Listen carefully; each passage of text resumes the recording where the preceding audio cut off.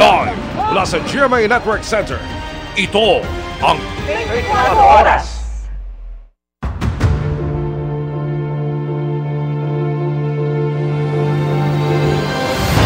Magandang gabi po, Luzon, Visayas at Mindanao.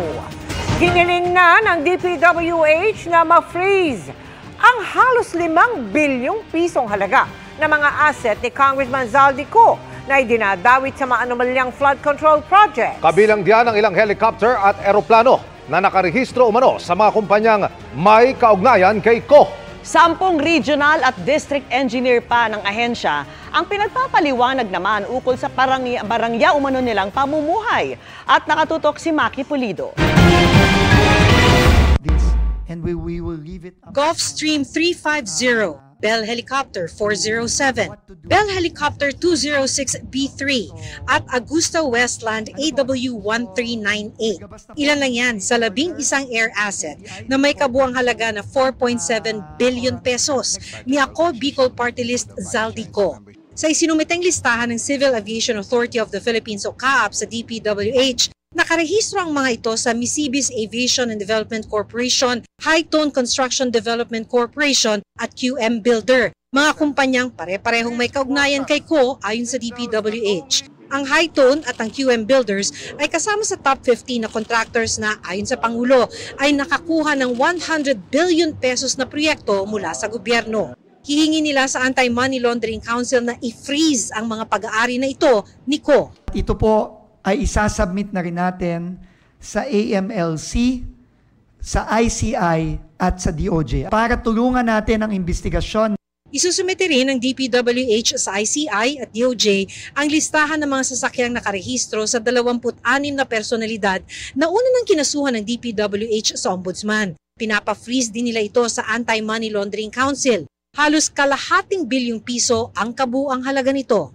Pero hindi pa natin alam, baka naman meron dito, meron silang mga kaibigan o kapamilya, pinapahanap na rin po natin. So this is just an initial list from the LTO. Hindi tayo nagtataka, ang karamihan dito, ang malalaki dito ay sa mga Diskaya. Kay Sara Diskaya pa lang, 218 million na out of the 474. 10 regional at district engineers naman ng DPWH ang binigyan ng 5 araw para sagutin ang inisyu sa kanilang show cause order. Kailangan nilang magpaliwanag sa alegasyong marangyang pamumuhay na higit sa kanilang kakayahan, pagpapatupad ng mga substandard na proyekto o di umano'y paninira ng mga dokumento. Humaharap sila sa kasong administratibo pero kung may sapat na ebidensya, isusumite ito ng DPWH sa ICI para sa posibleng kasong kriminal. Simula pa lang ito, at hindi ako magtataka kung linggo-linggo mayroong bagong ganitong listahan. Sabi ni Dizon, noong August 15, nagretiro si dating Undersecretary Roberto Bernardo. Ang itinuro ni dating DPWH Bulacan 1st District Engineer Henry Alcantara na pasimuno ng mga maanumalyang flood control project. Pero kahit retirado, di pa rin naman daw makakataka si Bernardo sa mga posibleng kaso. Tingin ni Dizon, kalat sa buong Pilipinas sa mga ghost project, hindi lang sa Bulacan at maaaring abuti ng taon bago matunto ng lahat ng mga proyektong ito. Do you think I can find out how many ghost projects there are for thousands and thousands of projects in the entire country? It's that horrific. This is all over, this is not just Bulacan. Para sa GMA Integrated News, Maki Pulido, nakatutok, 24 Oras. Ipinasok na bilang protected witness ng Justice Department ang 3 dating engineer ng DPWH at mag-asawang Diskaya. Pero hindi pa sila state witness at hindi pa napag-uusapan ang kondisyon na pagbabalik ng mga nakaw umanong pera o ari-arian. Nakatutok si Salima Refran. Bit-bit ni dating DPWH Assistant District Engineer Bryce Hernandez ang CPU o Central Processing Unit ng kanyang desktop computer sa pagharap sa Department of Justice sa Maynila. Kasama niya ang kapwa dating Assistant District Engineer na si JP Mendoza. Pareho silang nagsumite ng mga sinumpaang salaysay sa DOJ. Ang CPU agad prinoseso ng Justice Department. They're showing their good faith. Pinapakita nila na gusto nila talaga magsabi ng totoo. At ito'y kanilang sinasabayan ng mga dokumento. Hindi lang to kwento, pero merong mga notes ledgers at lahat ng kasama na maaaring magturo sa mga taong may pananagutan. Mga pangalang hindi nababanggit na ngayon ay nababanggit at maaaring iugnay sa iba pa mga taong hindi pa nababanggit. Ipinasok na sila ni Remulla sa Witness Protection Program bilang mga protected witness kasama si dating DPWH District Engineer Henry Alcantara. We will be needing their cooperation and we will be needing more time for them to be able to gather different documents that are important to us. We will give them the protection needed para magtuloy-tuloy ang revelations natin. Ang isang protected witness ay binibigyan ng seguridad, tirahan at legal na proteksyon laban sa banta sa kanilang buhay. Hindi pa sila ligtas sa kaso, pero maaaring maging state witness kung aprubahan ng korte. Tinanong rin si Remulla sa estado na mag-asawang kontratista na Sara at Curly Descaya na nagpa-evaluate rin para sa WPP. Sir, paglilinaw, ang mga Descaya po ba ay protected witness? Yes, we consider them already as protected witnesses. Kasi nga, to be fair to everybody who was applied, doon natin ilagay muna to. We will help them first with their security problems. Pero paglilinaw ni Remulla, ibang usapin pa ang pagiging state witness. Yung state witness status kasi, we're very careful about that. It takes a lot of doing to declare a person as a state witness. Because you're freeing them completely from criminal liability. Kinakailangan kompleto information. It's something that we will use only when we have to. Kasi nga, you free them completely of criminal liability, then it has to be worth it, ika nga, sa ating bayan.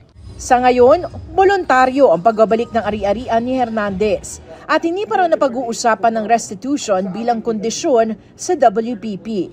Pero, giit ni Remulla, kailangan ng restitution. Ito gusto ng bayan natin eh. Ito talaga ang hustisya. Di ba? Ang lahat ng nakakuha ng hindi kanila, dapat sila sa uli yan.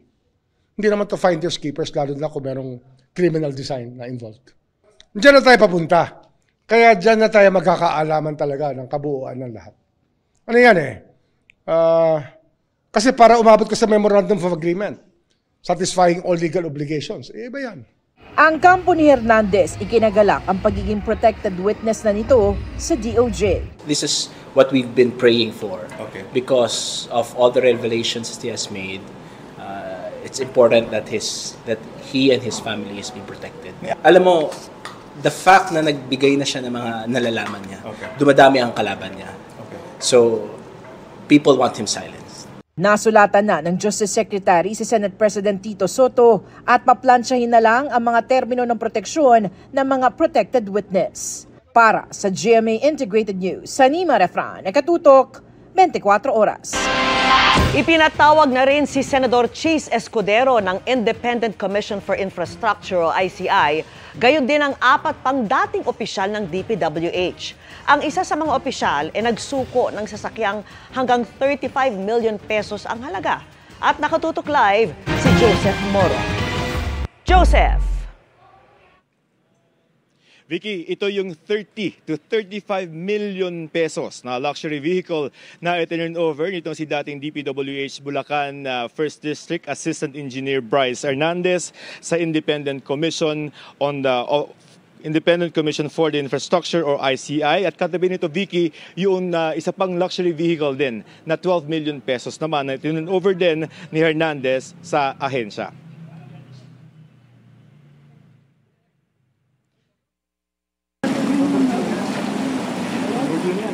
Ikalawa ito sa 3 luxury vehicle ni dating Bulacan 1st District Assistant Engineer Bryce Hernandez na ipinangako niyang isusuko sa Independent Commission for Infrastructure o ICI.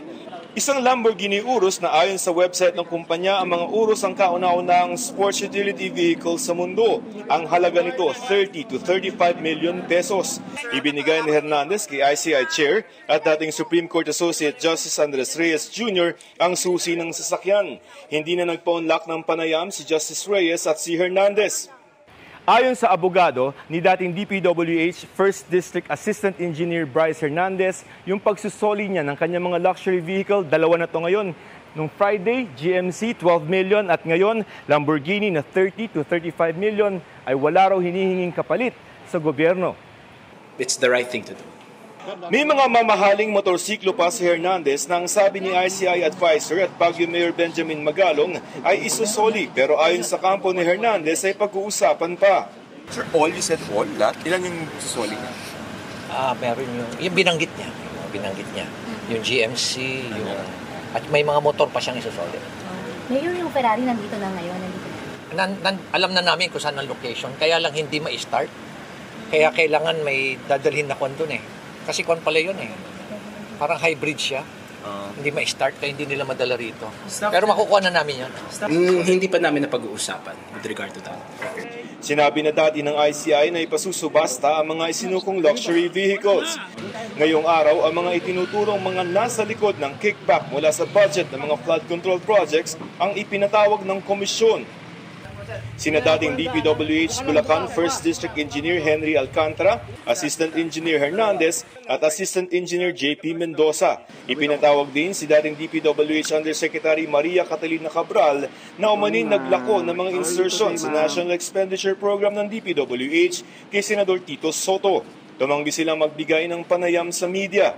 Si Alcantara halos 2 oras na humarap sa closed door na pagdinig ng ICI. Pero wala pang inilalabas na pahayag ang komisyon tungkol sa naging testimonya ng 4. Ipinatawag din sa pagdinig si dating Senate President Chis Escudero. Si Escudero at si Ako Bicol Party List Representative Saldico ang itinuturo ni House Deputy Speaker Ronaldo Puno na nasa likod ng manomalya umunong insertion sa 2025 budget. Yan ay klarong paglilihis. Nakahanda kaming ipaliwanag yan kung sakasakali. There were no insertions? Amendment sa pinapanukala ng mga miyembro ng Senado. Amendment sa pinapanukala ng mga miyembro ng Kongreso.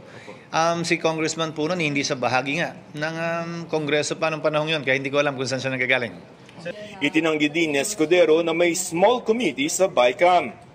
Sir, when the ICI asks you, is there a small committee that inserts flood control projects? Wala at hindi ako bahagi noon at hindi flood control projects dahil ang alam kong komite ay nagre-reconcile ng pagkakaiba ng dalawa.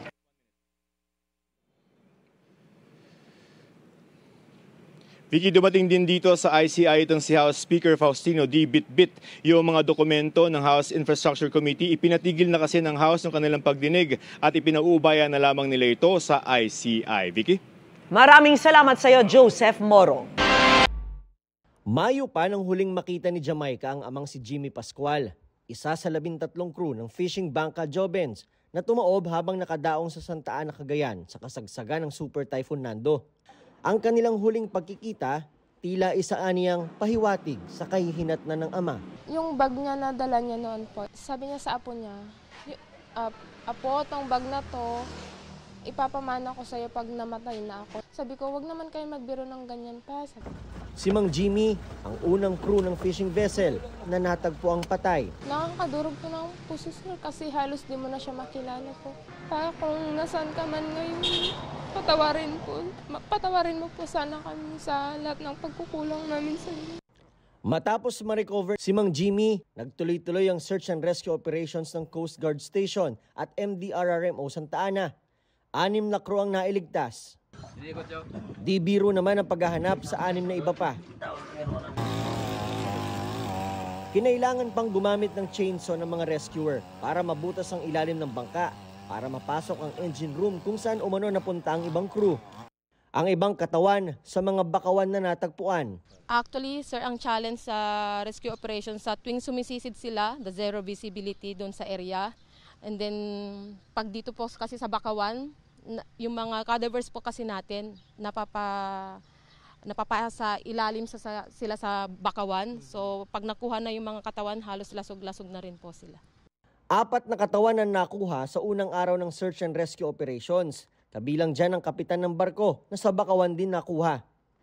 Kinailangan lang itigil ang paghahanap alas 8 kagabi matapos sumama ang lagay ng panahon. Hindi po ganun kaganda yung, siyempre paggabi po mahirap po ang paghahanap po, lalo po at nandyan po sa ang ano po natin ay limited din po yung ating mga gamit. Pero itinuloy rin kaninang alas 6 ng umaga. Matapos ang 3 oras ay nakita ang 3 iba pang mangingisda. Kanina, nailagay na sa may port ang fishing bangka Jobens. Sa tindi ng pinsala, tila hindi na ito mapapakinabangan. Pero ang mas nakakahinayang daw para sa may-ari na si Mang Romel, ang nawalang buhay ng kanyang mga kaibigan. Sobrang lungkot, sir. Pero salamat na rin, nagpapasalamat ako ng marami dito sa Rito sa Cagayan dahil makasuporta sila. Sa ngayon, inaayos na mga katawan ng mga namatay para maiuwi sa kanilang pamilya sa probinsya. Ang Philippine Coast Guard at MDRRMO irerekomenda raw sa lokal na pamahalaan ng Santa Ana na ipagbawal na ang pananatili ng mga mangingisda sa kanilang mga bangka sa kasagsagan ng bagyo. Iyan ay para maiwasan na ang ganitong mga trahedya. Mula rito sa Santa Ana, Cagayan, para sa GMA Integrated News, ako si Nico Wahe, nakatutok 24 oras. Hindi pa man tumatama sa lupa ang bagyong Opong, malakas na ang ulan sa Bicol Region dahil sa epekto ng habagat. Ang ilang lugar naman, hindi pa nakakabangon sa pinsala ng bagyong Nando. Nakatutok si Ivan Mayrina. Bumuelo muna bago sumabit sa tila zipline ang mga residente para matawid ang Lumamec River sa Maguindanao del Norte. Ang isang bata isinampas sa upuan na nakasabit sa lubid, habang ang nakatatandang babae lumambitin na para makasabay sa pagtawid. Delikado man napilitan ng mga residente dahil nasira na mga pagbaha ang pinakamalapit na tulay. Panawagan nila, maayos ang tulay para sa mas ligtas sa pagtawid sa ilog. Sa Maguindanao del Sur, 24 na bayan ang binaha dahil sa mga nagdaang bagyo, batay sa assessment ng Bangsamoro Disaster Risk Reduction and Management Council o BDRRMC. Gaya sa bayan ng mga Dadato na nakaraang linggo pa lubog sa baha. Kahapon nakaranas pa rin ng mga pagulan sa Olongapo City kahit nakalabas na ng bansa ang Super Bagyo Nando. Isang buhawi ang nanalasa sa barangay East Bahak-Bahak. Kitang-kita ang paglipad ng mga debris sa paikot-ikot na hangin. Ayon sa uploader, 1 minuto tumagal ang buhawi na sumira sa 3 bahay. 9 na bahay naman ang sinira ng dumaang buhawi sa May Kawayang, Bulacan. Nabaklas ang ilang kawad ng kuryente, maging ang bubong na ilang bahay na napadpad pa sa mga kalsada. Nagsagawa na ng clearing operation pero hindi pa naibabalik sa ngayon ang supply ng kuryente sa lugar.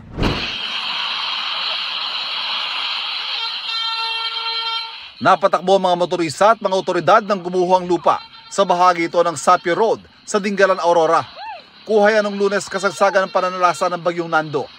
Nagsagawa na ng clearing operation sa lugar na mahigit 24 oras isinara dahil sa guho. Ang Cannon Road sa Tuba, Benguet di rin nakaligtas sa landslide. Patuloy ang clearing operation sa nagkalat na lupa at mga bato.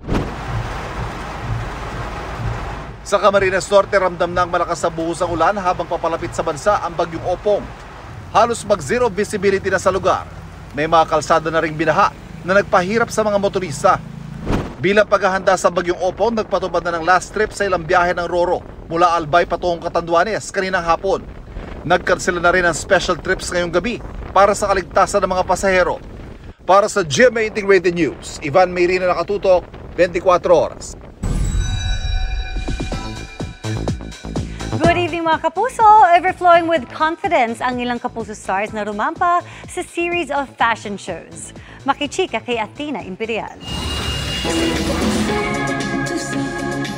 Proudly Pinoy-made collections and brands ang bumida sa series of fashion shows last weekend na nilahukan ng models, celebrities at beauty queens. Si Kapuso It Girl Gabby Garcia ang bumungad sa unang segment ng show. Sabi ni Gabby, full support siya sa advokasya ng clothing line na kanyang inirampa sa runway. Empowering women. Talagang they really make clothes designed for beautiful women and empowered women.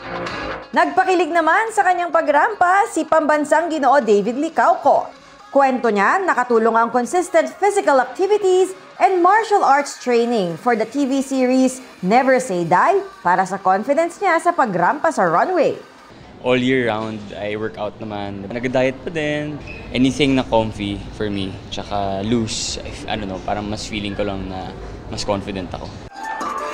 Fierce naman si Sparkle Beauty Queen Michelle Marquez D sa kanyang sexy look. I love being on stage. I love, of course, walking. I feel like I'm at home. I love putting on a performance, of course. Hindi pa rin papahuli at very sultry sa kanyang walk si Rere Madrid. Ang Sparkle Campus Cuties na sina Nathan Tan, pati si Winston Stock, all smiles at charm in their preppy looks.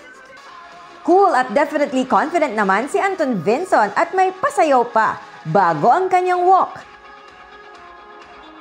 Ganoon din si John Vic de Guzman in his sporty casual look. Proud parents naman sina Sanggang Dikit for Real couple Dennis Trillo at Jeneline Mercado sa pagrampa ng kanilang Kuya Calix. Hirit ni Dennis ay Calix in his modeling era. Athena Imperial updated sa Showbiz Happenings. Sa Kalumpit, Bulacan, 4 na buwan ng babad na sa baha ang mga residente kaya galit na galit ngayon. Hindi na nga nila inasa sa gobyerno ang pagpapagawa sa isang tulay roon na sila ang nag-ambagan, wala pa silang mahita sa mga flood control project na may ambag din ng kanilang buwis. Nakatutok doon live si June Generacion. June. Vicky, sa loob ng mahabang panahon, inakala ng ilan sa mga taga rito sa Barangay San Miguel, Kalumpit, Bulacan, ang problema nila sa baha ay dala ng kalikasan at pabago-bagong panahon. Kaya ganoon na lang kanilang galit ngayong lumalantad na at nabubulgar na. Nakabilang din pala sa nagpalubog sa kanila ang kasakiman sa pera ng mga korap na tao sa loob at labas ng gobyerno. 4 na buwan nang hindi humuhupa ang baha rito sa Sitio Cabo, Barangay San Miguel, Kalumpit, Bulacan. Pati ang kanilang konkretong makeshift bridge, kahit mataas, nilubog ng tubig. 1.5 meters yan. Ang taas? Ang taas. Ngayon, lubog pa rin. Gano'n na katagal? 4 months na, magpa 5 months na. Hindi nyo lang nakikita pero itong aking nalalakaran, makeshift bridge ito. Dito sa isang bahagi ng Barangay San Miguel. Alam nyo ba, yung tulay na ito, naipatayo gamit yung pera ng mga residente. Nag-ambagan sila para maski papano'y merong solusyon dun sa kanilang problema. Diyan nanggagaling yung galit ng mga residente rito. Dahil nababalitaan nila ngayon na bilyon-bilyong piso pala ang nawawala dahil sa korupsyon kaugnay ng mga flood control project na dapat sana'y napapakinabangan nila. Ang Kalumpit ay sakop ng 1st Engineering District, Bulacan, kung saan maraming proyekto ang lumalabas sa mga pagdinig ng substandard. Hugot tuloy ng mga taga rito kung hindi sana inuna kasakiman sa pera. Malamang hindi ganito kalaki ang problema nila sa baha. Hindi po sana mangyari na puro hearing lang po. Puro hearing lang. Sana po may managot po talaga. Maraming residente na ang umalis at inabandona ang kanilang bahay na pinaghirapan nilang maitayo sa malinis na paraan. Ang mga naiwan, araw-araw na nagtitiis. Katulad ngayon, kahit saan ka bumaling, tubig. Dahil po sa mga kagagawa ng mga korap na po na yan. Subukan po nila na itry na mamuhay ng pamumuhay namin ngayon. Baka po sakaling makonsensya po sila. Talagang hirap na kami sa nangyayari na yan. Hindi namin akalain na mabuti, naburger nga ngayon yung mga kurakot na tao. Nasa 20 pamilya ang nasa evacuation center ngayon ng barangay. Karamihan, hindi na mabilang kung ilang beses nang lumikas. Sila po nagpapakasaya, kami pong mga Pilipino, nagpapakahirap po kasi. Nahirapan po talaga kami. Hindi nakakakumpleto ng 1 linggo ng pasok ang mga estudyante dahil laging lubog ang kanilang eskwela. Masakit po yung nakukuha po nila yung mga pondo po ng Pilipinas dito po. Mahirap din po. Matatandaan na nitong nakaraang buwan lang, mismong si Pangulong Bongbong Marcos ang nag-inspeksyon sa mga flood control projects sa mga karatig barangay ng San Miguel. Sira-sira, butas-butas at nakausli ang mga bakal ng diking pinuntahan sa Barangay Frances. Sinita rin niya noon ang proyektong indireport ng tapos, kahit kulang pa ng 200 metro at butas-butas pa sa Barangay Bulusan.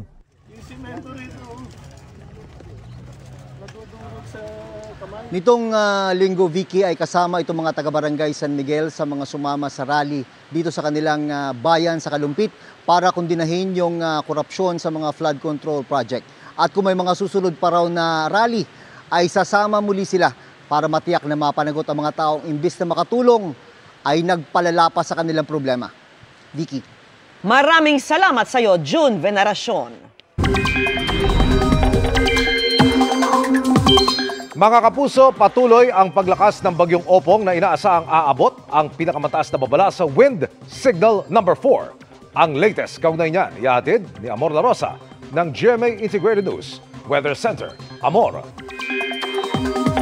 Salamat, Emil. Mga kapuso, paghandaan po ang bagyong Opong na ayon sa Pag-asa ay posibleng lalo pang lumakas bago pa man ang pagtama at pagtawid nito sa lupa. Huling namataan ng sentro ng bagyong Opong sa layong 670 kilometers silangan ng Surigao City. Taglay po niya ng lakas ng hangin nga abot sa 95 kilometers per hour at yung pagbugso naman 115 kilometers per hour. Kumikilos po yan pa west-northwest sa bilis na 20 kilometers per hour.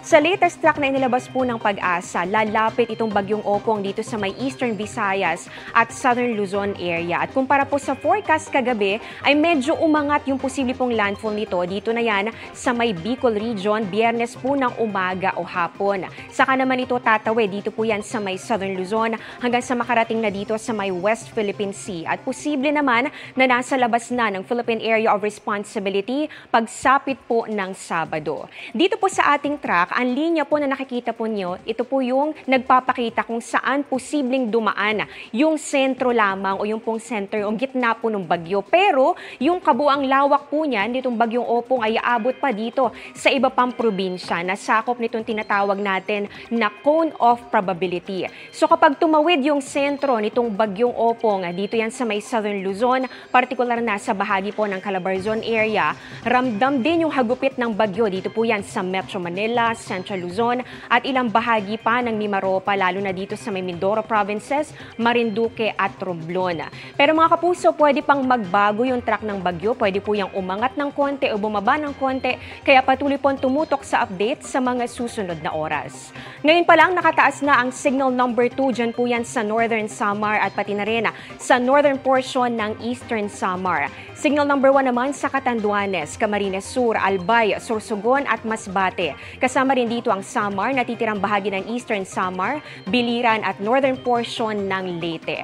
Madadagdagan pa yan sa mga susunod na oras at araw at posibleng umabot pa hanggang sa signal number 4. Yan po yung highest na warning natin na posible. At yung lakas na yan, kaya pong magpatumba ng poste at puno, magpalipad ng mga yero at makapinsala sa mga istrukturang gawa sa light materials. Pero wag na po nating intayin na tayo po ay mabigyan ng signal number bago po tayo maghanda. Ngayon pa lang po ay mag-prepare na tayo.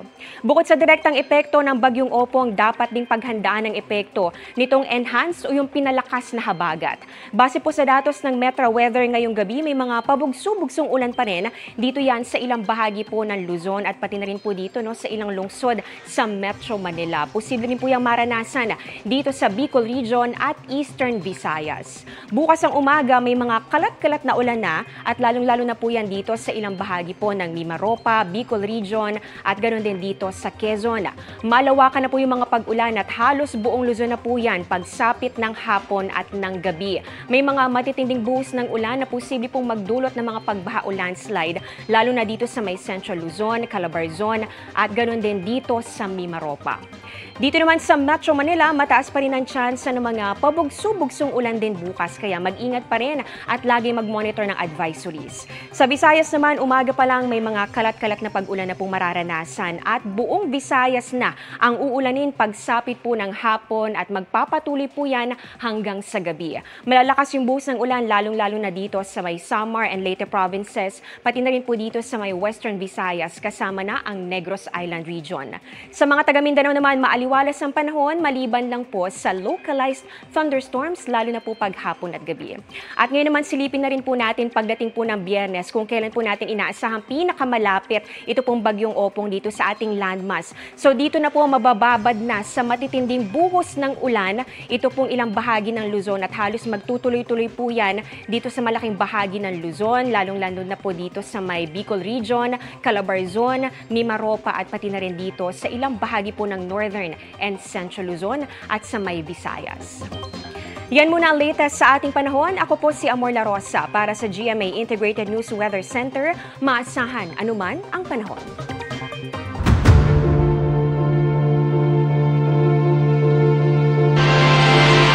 Sinuspindi na ng Kamara ang pagdinig nito sa mga flood control project. Isusumiti na lang ang mga nakalap na ebidensya sa Independent Commission for Infrastructure o ICI.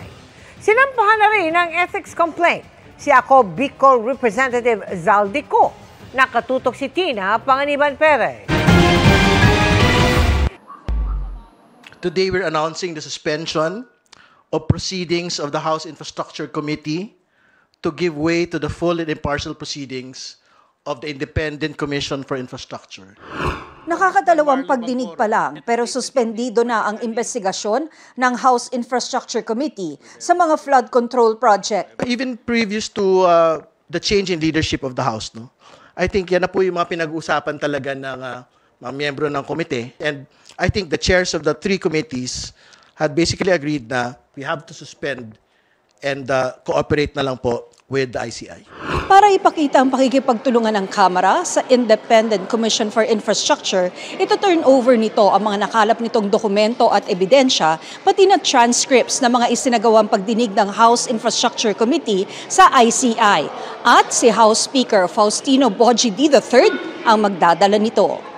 Kahapon, sinampahan ni Navotas City Representative Toby Tiangco ng ethics complaint si ako Bicol Representative Zaldico dahil anya sa paglabag sa konstitusyon, sa Code of Conduct and Ethical Standards for Public Officials and Employees at sa mga patakaran ng Kamara.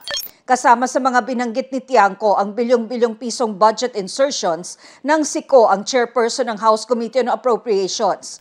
Ang pagiging absent ni Ko mula na magbukas ang 20th Congress noong July 28 at marangyang lifestyle ni Ko at pamilya nito. Sabi pa ni Tiangco, base sa data ng DPWH, nakakuha ang umano'y kumpanya ni Ko ng mahigit 86 billion pesos na halaga ng government infrastructure contracts mula 2016 hanggang July 2025. Kalahati ng mga proyekto ay nasa Bicol Region na baluarte ni Ko. So napagdugtong-dugtong na natin, di ba sinabi ko na yung proponent, napakahalaga nung role na ginagampanan. Di ba sinabi na ni DE Alcantara na pag may na-insert, di ba, meron silang dinideliver na amount, no? Nung una, 20%, pangalawa, nung later on, naging 25%. Sinisika pa namin makuha ang reaksyon ni Ko. Pero sabi umano nito kay Congressman Alfredo Garbin Jr. na kasama niya sa party list, walang basehan ang mga alegasyon na handa niyang harapin. Nasa Amerika raw si Ko nang makausap niya 2 linggo na ang nakararaan at may medical check-up pa ito roon sa September 24. Prioridad ng Kamara ngayon ang pagpapasa sa panukalang 2026 budget.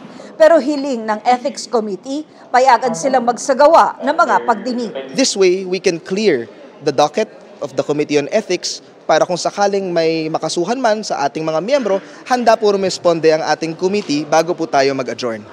Para sa GMA Integrated News, Tina Panganiban Perez, Nakatutok, 24 oras. Shala Dismaya is back at may makakasama pa siyang mga bagong character na mas magle-level up pa ng katatawanan sa susunod na hearing sa Bubble Gang. Kung sino-sino, ichichika ni Nelson Canlas.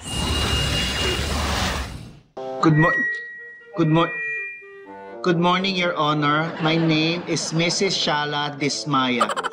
Mula sa multi-million views, sa mga clips na hindi lang nagpatawa, Hindi po flood control, birth control po. nag-raise pa ng awareness. Ang panibago at certified trending na karakter ni Kapuso comedy genius Michael V sa longest-running gag show na Bubble Gang, si Shala Dismaya. Hindi po kami contractors. Construction po ang business namin. Magbabalik! Walang kupas nga ang atake ni Michael V bilang si Shala. Kasabayan pa sina Matt Lozano at Senator Espada at Betong Sumaya at Senator Marcolecta. Yung Rolls Royce, gusto mo raw dahil may libreng tayo. Huwag magsisinungaling, maming ka. Hindi po totoo yan, Your Honor. What do you mean na hindi totoo? Eh, kitang-kita doon sa interview nyo. Binili ko yung payong dahil may libre siyang kotse. Yan naman kami sa'yo, no? This coming Sunday, level up ang kulit dahil not only is Shala coming back, may makakasama rin siya sa kanyang next na hearing. Ipinakikilala, Corny Dismaya at Senator Tolpo. Marami tuloy ang nagtatanong, ito na nga ba ang simula ng pag-reveal niya sa iba pang secret projects? Mula kina Shala at Corny, may isa pang bibida. Sa lahat na nakaupo, subukan nyo naman tumayo para meow meow meow meow. Naniniwala ako sa freedom of speech kaya gagawin ko anong gusto kong gawin. Si Kong Kikoy. Expect triple trouble, more than triple tawanan, at mga pasabog sa Bubble Gang. Hindi po ako galit. Dismayado lang. Nelson Canlas updated sa Showbiz Happenings. Patay ang magkakambal na bata sa Valenzuela dahil sa pagsabog ng mga pulbura ng paputok na nakaimbak sa isang bahay. 7 ang sugatan at 4 na pamilya ang nawala ng bahay. Nakatutok si Jamie Santos. Jamie. Vicky, isang malakas na pagsabog ang yumanig nga sa isang residential area sa Barangay Marulas, Batimana Compound dito nga sa Valenzuela City bandang 11:30 kaninang umaga. Nasawi ang magkakambal nga na 7 taong gulang na babae habang 7 ang nasugatan pa. Kasunod ng malakas na pagsabog ay sumiklab ang sunog sa isang bahay sa Paisi Street, Valenzuela City. May nakaimbak umano ritong mga kemikal gaya ng pulbura na ginagamit sa paggawa ng paputok at iba pang pyrotechnics. 7 fire trucks at 14 na ambulansya ang rumesponde sa sunog na naideklarang under control ng Bureau of Fire Protection bandang 11:48 ng umaga. Pero hindi nakaligtas at patay nang natagpuan ang 7 taong gulang na magkakambal na babae. 7 naman ang sugatan at isinugod sa Valenzuela Medical Center. Kabilang ang isang senior citizen, 3 bata at isang 13 anyos na nasunog ang hanggang 80% ng katawan. Inilipat ang huli sa Tondo Medical Center dahil walang burn unit sa unang ospital. Sa kabuuan, 17 tao mula sa 4 na pamilya ang naapektuhan at nawalan ng tirahan. The city government and emergency response teams are working closely to provide assistance to the affected families. Lahat ng hospital bills po ng pamilya and ng mga victims ay to be shouldered by the LGU. Sa isinagawang inspeksyon ng mga tauhan ng EOD at SOCO, nakumpirma na walang ebidensya ng improvised explosive device o IED sa lugar. Ang natagpuan lamang daw ay mga pulbura at materyales para sa paggawa ng paputok. Sa information got from the residents saka yung member of the family, ang kanilang deklarasyon ay may nakaimbak po dong mga kuitis na iniipon na ibebenta.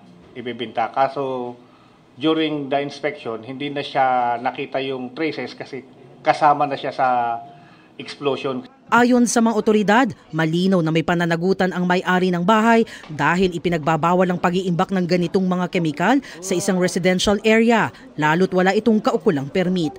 Nag-stock dyan ng pyrotechnic powder dahil mura pa ngayon. Ang magawa nga sila para sa Pasko Bagong Taon at ganitong Bermas, nag-stock na sila. May pananagutan yung reliability ng may-ari ng bahay. Wala siya kanina dyan, pero yung babae, biktima rin siya. At ang masakit po talaga dito, yung 2 namatay ay yung po ay kamag-anak niya. Magpapaikot po tayo ng tao para malaman pa ho kung ito ba ay isolated case ba or ito po'y nagiging industry na dito sa Valenzuela. Tiniyak naman ng lokal na pamahalaan na bibigyan ng tulong ang mga apektadong pamilya. Vicky, nagpapatuloy ang isinasagawang investigasyon ng Valenzuela City Police para matukoy ang liability nga ng may-ari ng bahay at ang lawak ng kanyang nalabag sa batas. At yan ang latest mula rito sa Valenzuela. Balik sa iyo, Vicky. Maraming salamat sa iyo, Jamie Santos. Labis ang pangamba ng ilang taga Oriental Mindoro sa posibleng hagupit ng bagyong Opong, lalo na sa isang barangay kung saan may mga hindi matunton na proyektong pangontrasara sa baha. Nakatutok live si Bea Pinlac. Bea. Emil, nandito tayo ngayon sa Nauhan Oriental, Mindoro at ang ilang magsasaka rito nangangamba na sa posibleng pinsala sa palayan ng inaasahang hagupit ng bagyong Opong. Ang ilang buwang dugot pawis ng mga magsasaka dito sa Barangay Apitong sa Nauhan Oriental, Mindoro, inangangambahan nilang mawawala lang ng isang iglap. Gaya ni Tatay Alan, nakabado sa inaasahang hagupit ng bagyong Opong. Marami pong mga hayop, marami pong palayan. Unang-una po palayan talaga ang mga nadidisgrasya. Kaya mga tao po talagang dumadanas ng paghihirap. Mawala na naman kami ng hanap buhay. Sa paulit-ulit na pagkalubog nila sa baha, mahirap raw hindi magalit dahil sila ani ang nagdurusa sa epekto ng umano'y Ghost Flood Control Project sa barangay nila. Sa ginawang pagbisita ng DPWH sa lugar, hindi natagpuan ang 3 proyektong umano'y gawa na at pinondohan noong 2024. Ang 300 million peso dike at esplanade sa Pangalan River, isang dike na may halagang 250 million pesos at isa pang dike na halagang 200 million pesos. Talagang nakakapaghinanakit po at nakakasama ng loob. Kaya wala po kaming maliliit, wala kaming magawa. Gawa na nasa kanila po ang kapangyarihan. Ang nangyayari po sa amin, nagiging kaawa-awa maliliit na katulad namin na wala pong ibang inaasahan kundi po makisaka or may palayan. Ayon sa barangay, malaking tulong sana kung may gumaganang flood control project sa lugar nila. Pero meron man o wala, kailangan na raw nilang maghanda sa pananalasa ng bagyong Opong. Sobra pong pangamba, madam. Kaya nga po kami noon ay nag-request na magkaroon dito ng flood control project. Yun nga lamang po, hindi po namin alam kung saan napunta. Magkakaroon po tayo ng pakikipag-ugnayan doon sa ating mga kabarangay na malapit dito sa yung mga prone na area na binabaha upang wala pa man po yung baha ay palilikasin na po natin. Sa buong probinsya ng Oriental Mindoro, puspusan na ang paghahanda para sa bagyong Opong. Nakalatag na ang mga rescue boat, ambulansya at iba pang kakailanganin sa gitna ng delubyo. Mahigpit yung ating coordination sa mga local government units, particular sa ating mga local DRRM officers na magpaabiso na kagad sa ating mga kabarangay, lalo na dun sa mga flood-prone areas.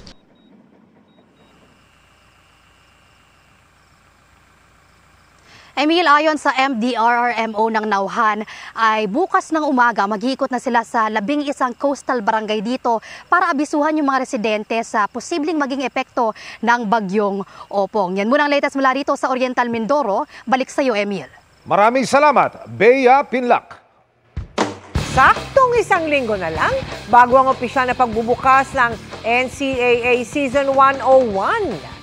Bukod sa maaksyong tapatan sa bagong format ng mga laro, kabang-abang din ang mga nagbabalik at mga bagong courtside reporter ng liga. Nakatutok si Katrina Son. All set na ang lahat para sa NCAA Season 101 na magsisimula sa October 1. Sa media launch, ipinida ng NCAA Management Committee members ang bago format para sa games. Dati kasi pagka sa elimination, naka 10 to 12 wins, alam na eh. Hindi pa tapos, alam na kung sino yung papasok sa Final Four. So itong bagong format, ang hirap i-determine. It would really be consistency over complacency. So I hope that all the teams are really preparing for all the games because every game would count. Dapat din daw abangan ang pag-officiate sa mga games ngayong season. Ang mga team, puspusan ng pag-eensayo at paghahanda. Before, we were underdogs and now we got our chip on our shoulder. Challenge yun to do better from last year and to keep us going talaga. Kasabay ng opening ng NCAA Senior Basketball ang pagsisimula rin ng Juniors Basketball. It's a challenge for us to prepare. We need to really mas maging refine yung training namin. Ang courtside reporters ngayong season ay kombinasyon ng mga nagbabalik at mga bagong pangalan. Well-represented rin ang bawat batch simula nang i-cover ng GMA ang NCAA noong season 97. Returning courtside reporters sina Chantal Laude at Fatima Reyes. Patuloy ang NCAA journey ni Flodel Agua, Lysel Galpo at Christine San Agustin. New courtside reporters sina Aaron D., Tatiana Austria at Bianca Tagarda. Para sa GMA Integrated News, Katrina Son, nakatutok 24 oras. Tinutulan ni Vice President Sara Duterte ang ginawang pagbisita ng mga kinatawan ng Philippine Embassy sa The Hague sa kanyang amang si dating Pangulong Rodrigo Duterte. Sabi ng bise, magpanggap daw silang isang welfare check ang kanilang gagawin. Pero tingin ni VP Sara, utos umano ito ni Pangulong Bongbong Marcos. Nakatanggap daw kasi siya ng impormasyon mula sa Malacanang na nagsumite ang Philippine Embassy ng report sa Pangulo tungkol sa ginawang pagbisita. Giit niya, nalagay daw sa panganib ang buhay ng ama nang payagan ng ICC na pumasok ang mga ahente ng gobyernong kumidnap sa dating Pangulo nang walang pahintulot ng kanyang pamilya. Paliwanag ng DFA, welfare check ang ginawa ng mga taga-Philippine Embassy at naayon ito sa Vienna Convention on Consular Relations at Batas ng Pilipinas para protektahan ang kapakanan ng lahat ng mga Pilipino. Duty raw ito ng lahat ng Philippine Foreign Service Post at walang pinagkaiba sa ginagawa ng DFA para sa iba pang nakadedeneng Pilipino abroad. Tiniyak naman ng International Criminal Court na naaayon ang mga aksyon nito sa ICC Rome Statute at sinusunod nito ang international standards na ang mga nakadetain na individual ay may access sa kanilang consular representatives. Ang anumang pagbisita raw, merong pahintulot ng nakadetain na individual. Mabilis na chikahan tayo para updated sa showbiz happenings. One for the books ang experience ng mga estudyanteng lumahok sa Storytellers Academy with the one and only Jessica Soho.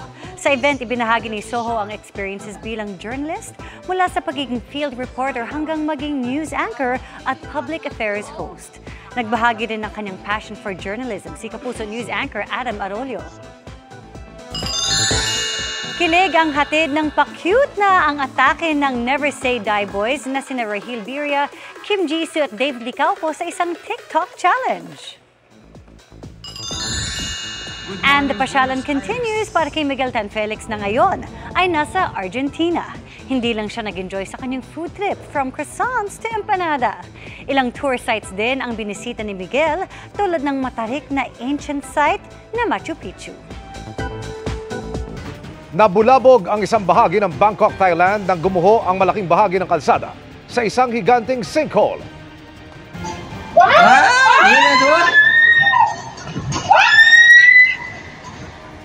Ang sinkhole may lawak na 900 square meters at may lalim na 50 metro.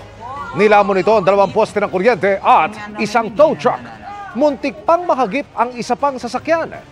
Malapit ang sinkhole sa isang ospital kaya inilikas ang mga pasyente. Ayon sa mga Thai officials, pinaniniwala ang gumuho ang lupa dahil sa malakas na pagulan at dahil sa nabutas na tubo ng tubig.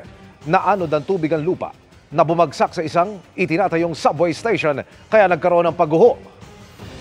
Kinumpirma ng abogado ni dating DPWH engineer Bryce Hernandez na 4 na kasalukuyan at 2 dating senador ang dawit sa maanomalyang flood control projects. Nakatutok si Mariz Umali. Gabi po.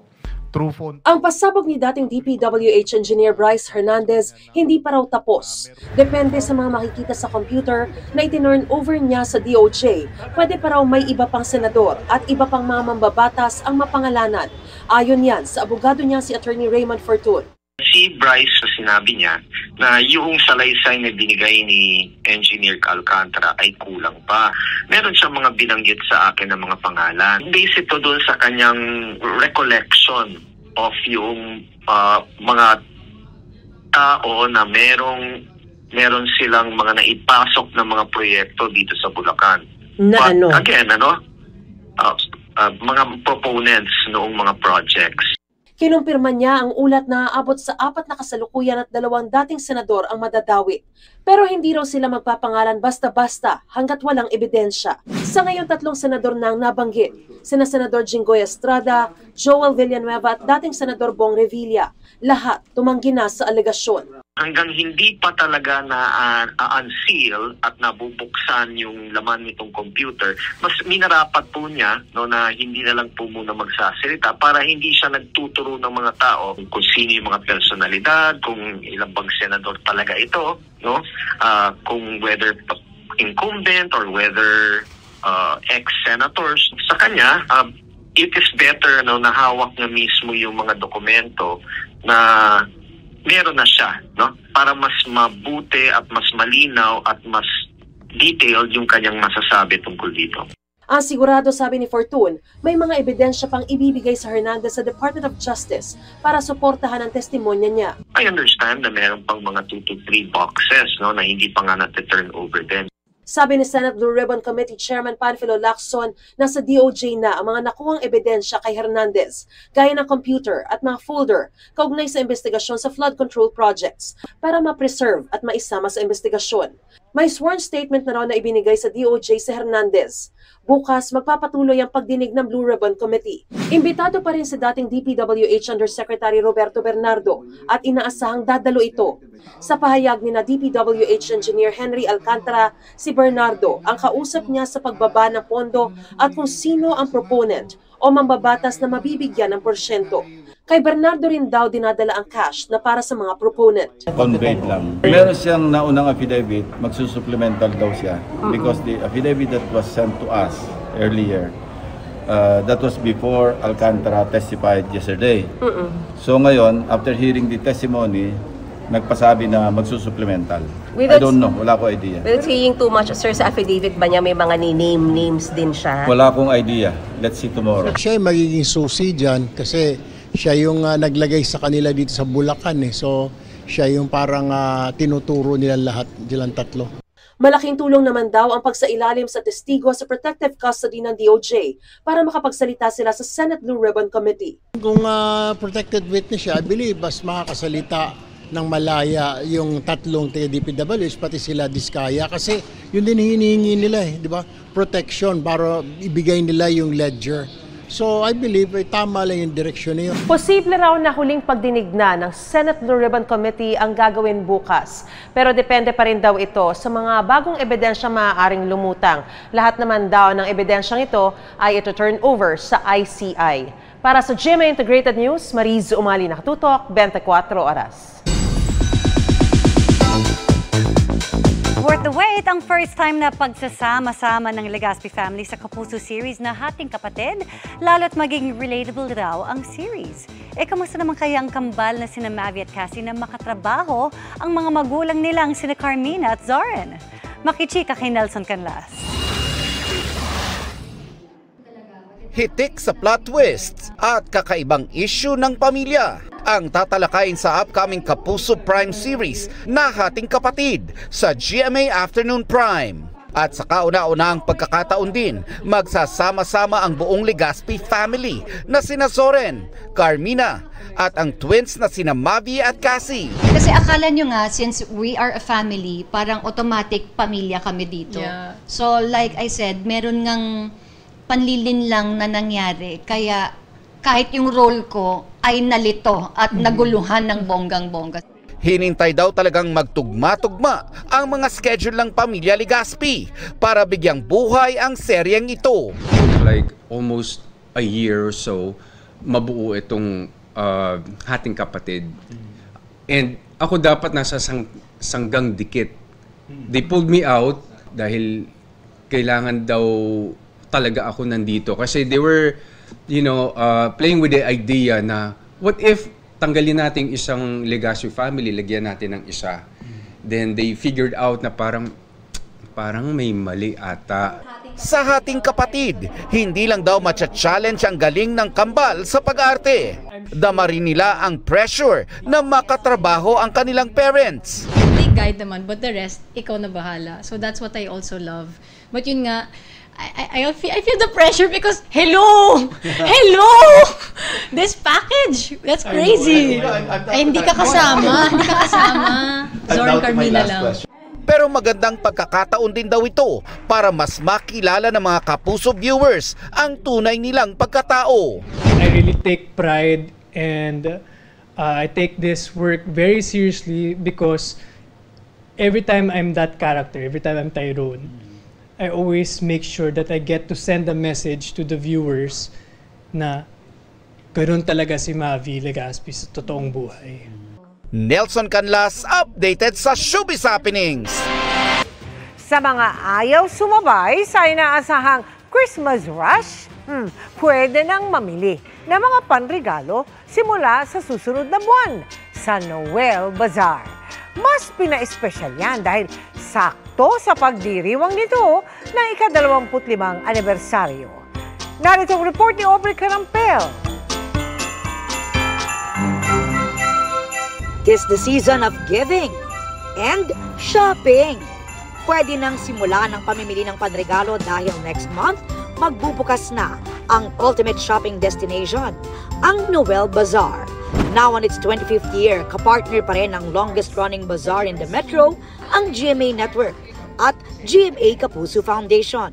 25 years of Noel and 75 years of GMA. Just proof that in our ever-changing world, some partnerships are really meant to last and become stronger through time. Over 500 participating merchants ang lalahok sa iba't ibang venues.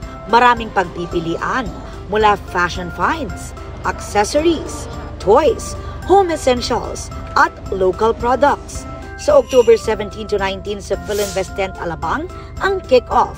Lilipat naman sa Crystal Pavilion Okada, Manila from November 14 to 16, November 26 to 30 sa World Trade Center, at balik sa Philinvest Tent Alabang sa December 18 to 21. For the Okada run and for the World Trade Bazaar run, we have our, of course, very popular GMA Kapuso Foundation Celebrity Ukay-Ukay booth.